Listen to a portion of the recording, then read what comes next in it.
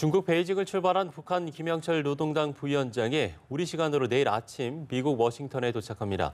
김정은 국무위원장의 친서를 들고 있을 것이란 관측이 지배적인데 2차 북미 정상회담의 밑그림을 그릴 것으로 보입니다. 네, 워싱턴 연결해서 자세히 알아보겠습니다. 윤석희 특파원.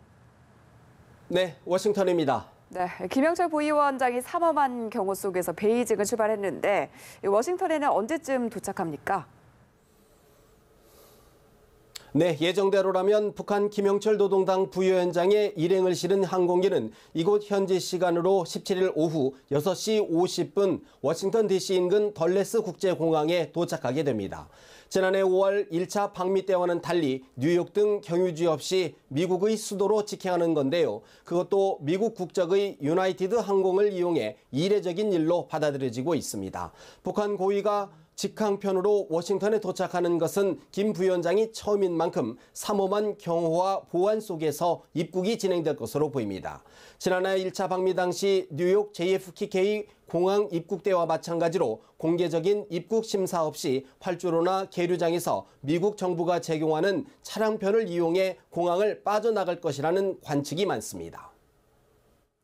네, 김 위원장의 미국 방문 일정도 궁금한데 어떻게 확인이 되고 있습니까? 네, 백악관과 국무부 등 미국 정부는 현재까지 김 부위원장의 방미와 관련한 공식 언급을 하지 않고 있습니다. 지난해 11월 고위급 회담이 막판에 무산됐던 전례와 함께 외부 노출을 꺼리는 김 부위원장을 배려한 것이라는 분석이 나옵니다. 김 부위원장이 머물 숙소도 아직 공개되지 않고 있는데요. 지난 2000년 미국을 방문해 워싱턴에서 하룻밤을 묵은 북한 조명록 차수는 백악관에서 그리 멀지 않은 메이플라워 호텔에 여장을 부렸습니다. 오늘 저녁 미국 측 카운터파트인 마이크 폼페이오 국무장관이 워싱턴 DC에서 환영 만찬을 열지도 주목됩니다.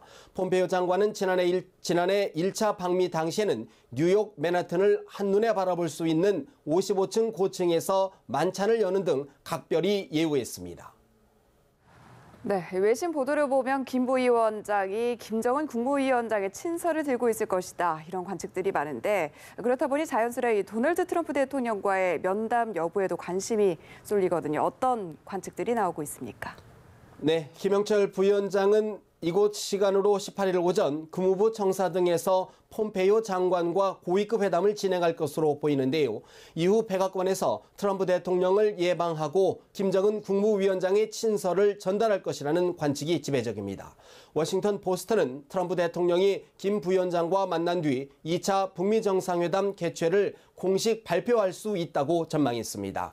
앞서 김영철 부위원장은 지난해 6월 1차 방미 당시 트럼프 대통령과 만나 김 위원장의 친서를 전달하고 좌초 위기에 있던 싱가포르 북미 정상회담 개최를 사실상 확정했습니다. 다만 김영철 부위원장이 도착하는 오늘 오전 트럼프 대통령이 국방부에서 새 미사일 방어 전략을 발표하기로 해 변수가 될지 주목됩니다. 아울러 김 부위원장의 체류 일정을 2박 3일로 하루 연장한 것으로 알려져 있는데요. 지나 헤스펠 미국 중앙정보국 CIA 국장을 만날 가능성도 있는 것으로 전해졌습니다. 네, 어찌됐든 어렵사리 북미 간의 고위급 회담이 재개되는 만큼 북미 간 어떤 논의가 이뤄질 것인가 이 부분에 대해서 큰 관심사지 않습니까? 네, 그렇습니다. 이번 고위급 회담의 1차 목적은 도널드 트럼프 대통령과 김정은 북한 국무위원장 간 2차 정상회담에 대한 최종 조율이 될 것으로 보입니다. 두 정상이 새해 들어 친서 등을 통해 대화 의지를 거듭 확인한 만큼 사실상 시기와 장소 등 회담 일정을 확정하는 절차만 남았다는 평가입니다. 현재 2차 북미 정상회담은 2월 말에서 3월 초 동남아시아 한 국가에서 열릴 가능성이 유력하게 제기되고 있습니다. 베트남과 태국, 인도네시아 등이 거론되는 가운데 접근성과 상징성 등을 감안할 때 베트남으로 무게추가 기울었다는 관측입니다. 네, 비핵화 조치와 제재 완화 등 핵심 쟁점을 놓고 그동안 북미 대화가 교착 상황에서 벗어나지 못했는데 이번 고위급 회담에서 접점을 찾을 수 있느냐 이 부분도 궁금하거든요. 그렇습니다. 이번에 김영철 부위원장이 미국을 다시 찾는 만큼 북미가 비핵화와 상응 조치 논의에서 상당한 의견 접근을 봤을 수 있다는 해석이 나옵니다. 특히 비핵화 협상의 진전을 위해 김정은 위원장이 친서를 통해 과감한 결단을 전달할 수 있다는 관측도 나옵니다. 그동안 북미는 핵시설과 핵무기 신고 등 비핵화와 관련한 북한의 구체적 조치와 경제제재 해제를 중심으로 한 미국과 국제사회의 상응 조치를 놓고 의견차를 좁히지 못해왔습니다. 일각에서는 북한이 미국 본토를 타격할 수 있는 대륙간 탄도미사일 ICBM을 폐기하면 미국이 제재 완화 등 상응 조치를 해주는 방식으로 논의가 진행되고 있다는 관측도 나옵니다.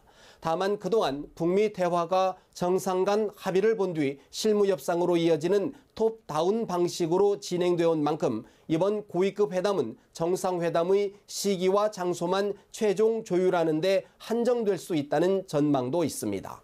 지금까지 워싱턴에서 전해드렸습니다.